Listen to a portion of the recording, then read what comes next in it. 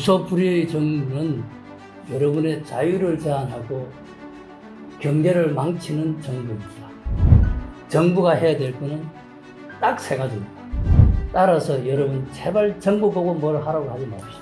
국민 여러분한테 제가 질문 하나 하겠습니다. 여러분,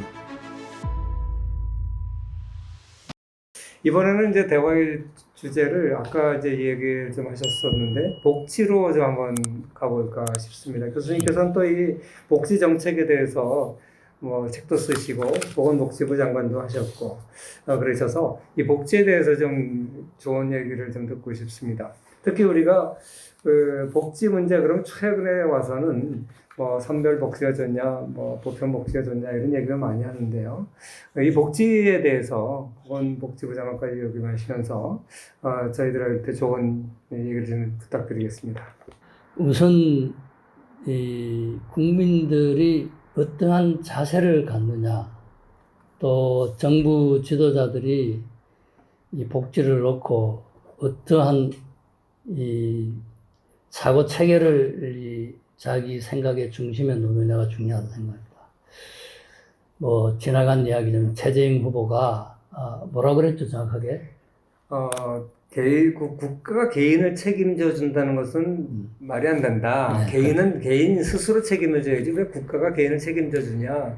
만약에 국가가 개인을 책임져 주면 개인은 국가의 노예가 된다. 이런 얘기를 했죠. 저는 그 이야기 들을 때요. 와, 저분 굉장히 존경할 만한 분이다. 박수를 쳤어요. 제가 혼자 있으면서도. 왜냐하면은 제가 똑같은 이야기를 정치 지도자들 만나면 이렇게 이야기를 합니다. 혹시 대통령이 되시면은 이 이야기를 취임하고 나서 취임식 끝나고 나서 맨 처음 이 대국민 담화문을 할 때 이 이야기를 처음으로 해주시면 어떻겠습니까? 그 이야기가 국민 여러분, 여러분의 인생은 여러분이 책임지시는 거지 국가가 책임질 수 있는 방법이 없습니다. 아마 그러면 제가 이제 그분한테 정치가한테 설명을 이렇게 합니다. 아마 그러면은 국민들이 저 따위가 있어 대통령 시켜줬더니 저 따위를 하고 그런데 그 이야기를 10번을 하십시오. 한 번에 끝나는 것이 아니고 그 이야기를 다른 어떤 그 주제를 가지고 대국민 선언을 하고 인터뷰를 하시더라도 요걸 항상 끼워 넣어서 말씀하죠. 10번을 이야기하시면은 우리 국민들이 당신 이야기 맞다 할 거라 저는 생각합니다. 복지는 원체 이제 이게 광범위하고 뭐 내용이 많기 때문에 일반적인 이야기보다도 스웨덴을 가지고 한번 책을 가지고 이야기를 해보겠습니다. 그 스웨덴에서 책을 또 번역을 하셨더라고요. 스웨덴의 복지 오로라는 얼마나 밝은가. 이것도 올슨 교수님이 쓰신 책인데 이걸 번역하셨더군요. 이 올슨 교수가 저는 이 책 쓴 줄은 몰랐어요, 사실은. 몰랐는데 이제 뒤에 알아가지고 제 제자인 안동대학의 이성규 교수하고 둘이서 사실은 이성 교수가 거의 번역을 하고 제가 도와주게 돼서 이제 제목이 스웨덴의 복지 오로는 얼마나 밝은가. 이거에 대해서 올슨 교수는 스웨덴의 복지 정책이 꽤 괜찮다 이렇게 이야기를 했습니다. 네. 근데 우리나라에도 뭐 복지 전문가들은 말하자면 입만 떼면 스웨덴을 거론을 하죠. 그렇죠. 하는데 그런데 우리가 이제 그렇게 어떤 한 측면의 문제만 해결하려고 그러면은 세상에 해결 안 되는 문제가 어디에 있겠어요. 종합적으로 봐야 되는 거죠.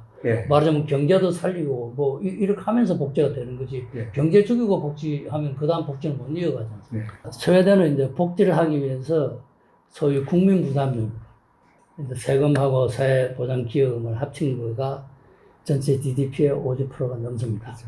이게 한때 60% 갔다 내려온 거예요. 공무원이 경제활동 인구의 3분의 1입니다.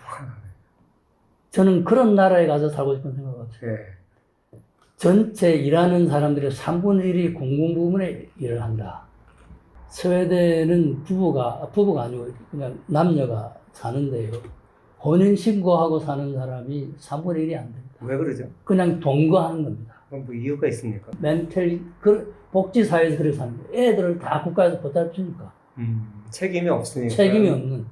결혼할 필요도 없군요. 결혼할 필요 없고 혼인신고를 하고 두 사람이 죽든 살든 해서 애들을 키울 텐데 이 복지 제도가 혼인신고를 안 하고 그냥 영어로 코하비테이션 동거만 권장을 하는 겁니다. 예. 근데 이걸 놓고 또 좌파들은 또 다른 이야기를 하겠지만 이런 제가 두 가지 측면만 말씀을 드렸는데 네. 저는 스웨덴에 가서 살고 싶은 생각이 전혀 없습니다. 예. 여러분도 이런 나라가 좋으시면 가십시오. 제가 얘기 듣기로는 뭐 스웨덴 같은 경우에 의료 복지 잘 돼 있다 그러지만 의사 한 번 만나려면 2달 걸린다 그러던데. 그렇죠. 그리고 네. 영국도 제가 1년 가 있었는데 뭐 실력인 의사들은 다 미국으로 가버리고 자 근데 이제 우리가 알아야 돼. 스웨덴은 그런 복지를 하는데 그럼 경제는 어떻게 하느냐를 봐야 될 거 아닙니까? 세금을 부과하는 것 빼고는요 정부가 일체 개입을 안 합니다. 아, 기업 활동에 대해서. 기업 활동에서는 일체 개입 안 합니다. 그게 이제 이 개인이나 기업의 활동에 대해서는 정부가 일체를 관여 안 합니다. 기업 활동의 자유도가 되게 굉장히 높군요. 뭐 위생에 보건 위생에 관한 규제 이런 거 빼고는 기업 활동에 대한 일체 규제가 없습니다. 이 올송 교수가 이 책을 집필을 하면서 질문을 2가지를 했어요. 예. 그 이제 질문의 2가지 중에 하나는 스웨덴이 왜 현재보다 더 나아지지 않는가 하고 두 번째는 스웨덴 경제는 왜 지금보다 더 나빠지지 않는가. 나빠지지 않는가. 근데 첫 번째 질문에 대해서 왜 지금보다 나아지지 않는가. 이거는 이제 세금이 많다. 세금 때문에. 세금 때문에. 비효율이 크고. 그런데 왜 지금보다 더 나빠지지 않는가 하는 거는 스웨덴의 이익 집단이 약한 겁니다. 아, 이익 집단이 약해서. 그리고 규제가 없는 겁니다. 이익 집단이 규제는 이익 집단이 만들어내는 거죠. 근데 이익 집단이 약하고 그리고 특히 노동조합이 다른 나라와 전혀 다르게 작동을 합니다. 그래서 우리가 오늘 노동조합 이야기를 이익 집단의 대표로 많은 이야기를 어떻게 작동을 하죠? 스웨덴의 노동조합의 작동을 우리가 정확하게 알아보는 것이 필요합니다. 스웨덴의 노동조합은 나라 전체로 되어 있습니다. 이 사용자 전체, 근로자 전체, 사용자 전체가 딱 대표가 모여서 하기 때문에 그러면서 이야기를 하면서 나라를 생각하면서 협상이 진행이 되는 겁니다. 자기네들 개인만 생각해서 되는 게 아니고 이렇게 되는 그래서 이 요인 때문에 스웨덴 경제가 더 나빠지지 않는 거예요. 그렇군요. 제가 그 노사정위원회에서 한 2, 3년 일을 해봤습니다. 제조업 발전 특위라는 데서 회의를 하고 나서 참 문제가 많다. 노사정위원회 이거 해체해야 된다. 이런 생각을 하게 됐는데요. 왜 그러냐면 우선 노사정, 정치 쪽에는 공무원은요 거의 나오는 법이 없어요. 맨날 대리 출석. 원래 그 국장이 이제 특위니까, 특별위원회니까, 장관은 이제 대통령하고 가는 노사정위원회 나가고, 그 특위들은 이제 국장들이 나와야 되는데, 국장이 안 나옵니다. 매번 자기 밑에. 사무관이요. 예. 그 회의할 때마다 새로 와요, 사람이. 그러니까 아무것도 몰라요. 한마디도 안 해요. 그리고 그때 당시에 민주노총은 아예 들어와 있지도 않았고, 한국노총 대표자가 오는데, 그 한국노총 대표자가 그 밑에 강성 노조들을 대표하지를 못해요. 그러니까 자기가 책임을 못 지니까 사인을 안 하는 거예요. 3년 동안 제조업 발전을 위해서 노사정 간에 모여서 회의를 기껏 국가 예산 써서 3년 동안 뭐 외국에도 다니고 뭐 회의를 했는데 결국 어떻게 되냐 다 동의를 안 해요.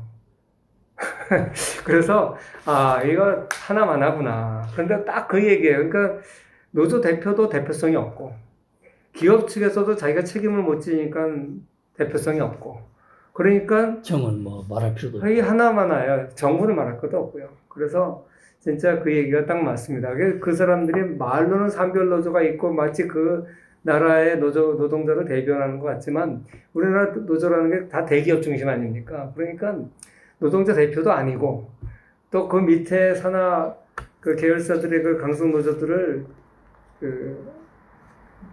권한이 없어요. 설득할 수 있는 능력이 없어요. 그러니까 전혀 아마 대표성도 없고요. 모든 이 회사의 사장님이나 공공기관의 이제 이 이사장들이 한탄하는 거예요.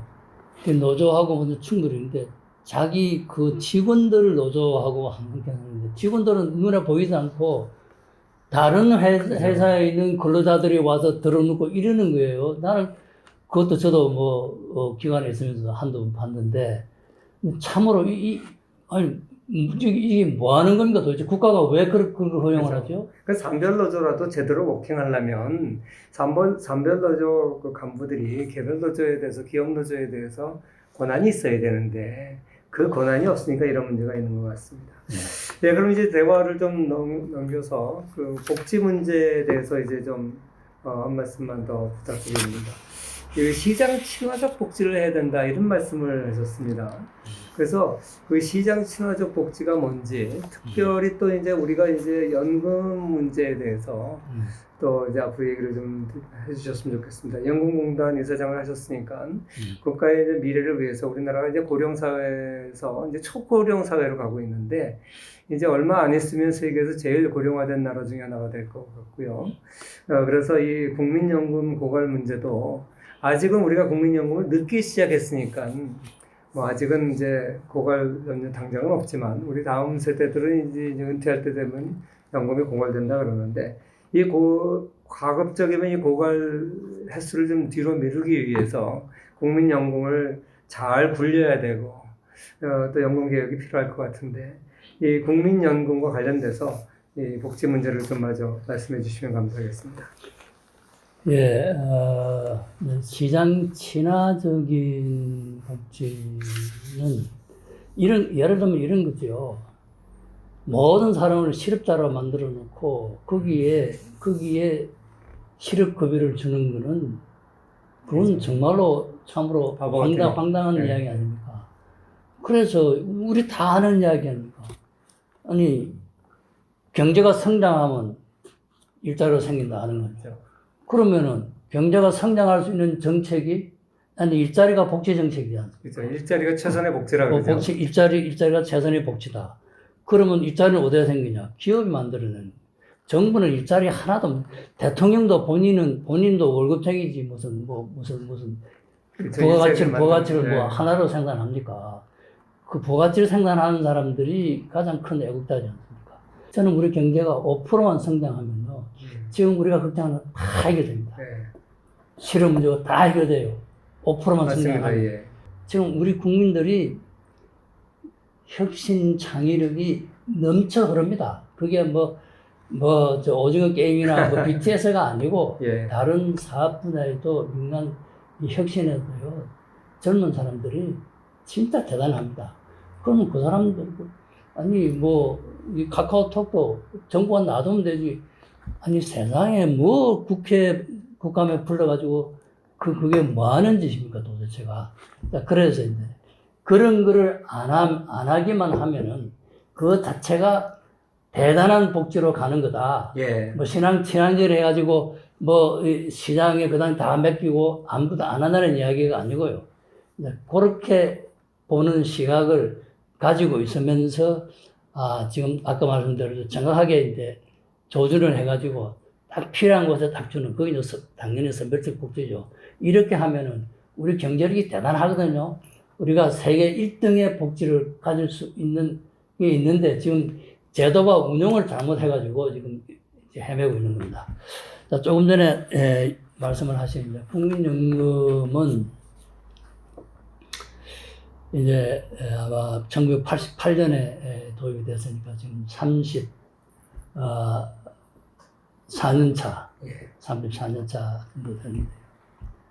근데 자꾸 우리나라의 복지 제도를 지금 다른 나라하고 비교를 하는데 비교 좋습니다. 그러나 이제 국민연금 제도에 관한 독일은 130년이 됐습니다.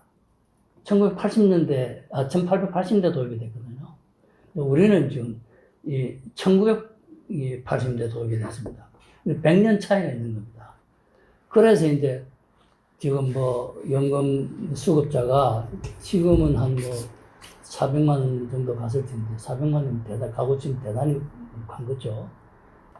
그래서 기본적으로 우리 여러분 국민연금에 대해서 걱정을 안 하시는 게 좋습니다. 그리고 결론부터 먼저 말씀드리고 설명을 드리면은 주위에 혹시 국민연금을 가입하지 않은 친지가 계시면 지금 당장 가입을 하시고 가능한 많이 불입해 주시오. 국민연금만큼 수익성이 높은 상품이 대한민국에 존재하지 않습니다. 자, 이 말씀을 드리고, 그럼 이제 뭐가 문제냐? 왜 고갈이 되냐? 국민연금의 지속성을 결정하는 요인은 정책 변수가 딱 세 가지가 있습니다. 하나는 보험료율을 얼마나 하느냐, 수급 연령을 몇 살부터 하느냐, 그리고 이제 소위 말하는 소득 대체율을 이제 얼마를 가져갔느냐, 이 세 가지를 결정을 하는 겁니다. 지금 현대의 보험료율, 지금 현대의 수급 연령, 지금 현대의 소득 대체율로 하면은 한 45년, 50년 되면 고갈이 됩니다. 예. 그런데 지금 다른 나라의 일부만 해도 이 보험료율이 20%에 가 있습니다. 우리가 9%거든요. 이런 나라가 지구상에 없습니다. 근데 다른 나라도 출발할 때는 그렇게 했어요. 했는데 이제 이 정책 변수를 이제 바꾸는 거죠. 사실 비스마르크가 처음 국민연금 도입했을 때는요, 수급 그때 이 평균 수명이 40세밖에 안 되는데 90세대에 준다고 그랬어요. 농담이 아니고 진짜인데, 네, 그렇게 했는데요. 지금은 적게 내고 다 많이 받는데 그런 제도는 유지가 지속 가능성이 없는 거죠. 근데 지속 가능성이 있게 만들려면은 이제 보험료 중간 정도의 부담을 하고 중간 정도의 혜택을 하면 되는 겁니다. 그렇게 했는데 혜택은 중간 정도로 가는 걸로 좀 내려왔어요. 예. 소득 대체율이 내려왔는데, 세계적으로 내려왔는데, 지금 보험료율이 낮습니다.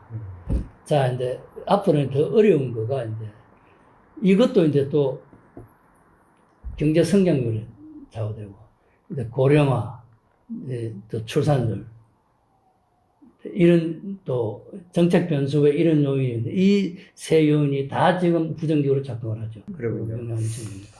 예, 이제 그 국민연금까지 이제 얘기를 했으니까 이제 마지막으로 이제 미래에 대한 얘기를 좀 했으면 좋겠습니다. 교수님께서 이 대한민국 바로 세우기라는 제목으로 책을 2권을 아주 두꺼운 책을 이렇게 편집을 하셨습니다. 여러 이제 분들을 모시고 이렇게 귀한 책을 내주셨는데 마지막으로 이제 이 대한민국이 정말 바로 세우고 가기 위해서는 어떤 전략, 어떤 비전을 가져야 될지 뭐 이 두꺼운 책을 다 요약할 수는 없지만 간략하게 한 말씀 좀 부탁드리겠습니다. 2017년에 제가 대한민국 30명의 지성들한테 제발 좀 내를 도와가지고 이런 책을 만들자 호소를 했는데 다행스럽게도 그 30명의 지성인들이 다 적극 참여를 해가지고 600페이지짜리 책이 2권이 나왔습니다. 아마 이 자유주의자들 치고에서는 이런 이 출판물이 찾아보기가, 자료를 찾기가 어려운 그런 사례라고 생각을 합니다. 그때 사실 우리 김 교수님께도 그때 잘 사는 나라 못 사는 나라, 실패한 나라들과 성공한 나라들 이런 책. 그 아주 그때 좋은 원고를 주셔가지고 아마 이 책 읽으시는 분이 다른 원고도 많이 있지만은 그 원고를 아마 즐겨 읽지 않나 그렇게 제가 생각을 하는데요. 우선 이 책 2권은 이제 대한민국이 좌파적인 사상으로 운동량이 크게 기울어져 있습니다. 물론 좌파들은 우파 쪽으로 기울어져 있다고 지금 야단을 하지만은, 근데 객관을 시켜보면은 굉장히 운동량이 기울어져 있는데, 이거를 좀 반듯하게 하기 위해서 뭐를 해야 되느냐를 생각해 보니까, 제가 지금 말씀드릴 이런 내용의 책을 만들어서 국민 교육을 시키면 좋겠다. 전문가들도 교육시키면 좋겠다. 이렇게 했습니다. 이 책 제목이 하나는 이제 비전이고 여기 이제 자유주의 사상을 담았고 이제 이 비전을 구체적으로 실행할 수 있는 이제 정책, 전략이 뭐냐 이렇게 이제 두 가지를 담았습니다. 그래서 이제 이 책에 보시면은 이제 비전은 자유주의와 시장 경제가 답이다. 이렇게 이제 기치를 내걸었고 이제 전략은 시장 경제와 작은 정부가 답이다. 이렇게 이제 기치를 내고 그 기치에 이제 맞는 일관된 글들을 모아놓은 것이 이 책입니다. 어떤 행동을 하는 그 사람의 생각과 사고에 따라 달라집니다. 국민과 지도자의 사고를 바꾸는 역할이 지성인한테 있는데 불행하게도 우리나라의 지성인들이 제 역할을 제대로 하고 있지 못하는 것이 안타까운 현실인 것 같습니다. 제가 마지막으로 우리 김 교수님한테 이거는 뭐 옆에 계시다고 그런 것이 아니고 아까 시작하면서 월드뷰 만들기 전에 고생한다 그랬는데 이제 김 교수님은 제가 이제 지성인들이 좀 더 각성을 해서 열심히 하자 그랬는데 우리 김성욱 교수님은 월드뷰든 또 다른 많은 이 강의 유튜브를 통해서 이제 누구보다도 제대로 된 지성인의 역할을 해주셔서 제가 선배로서 감사를 드립니다. 아유, 감사합니다. 오늘 저희가 이 경제 영역에서 시장의 영역에서 정부가 어떤 역할을 하는 게 바람직할까? 국가가 해야 할 일은 무엇이고 하지 말아야 할 일은 무엇인가? 이런 이야기를 최강전 보건복지부 장관 그리고 국민연금 이사장님을 모시고 좋은 얘기를 많이 들어봤습니다. 오늘 이렇게 시간을 내주셔서 정말 감사합니다. 내가 영광입니다. 감사합니다.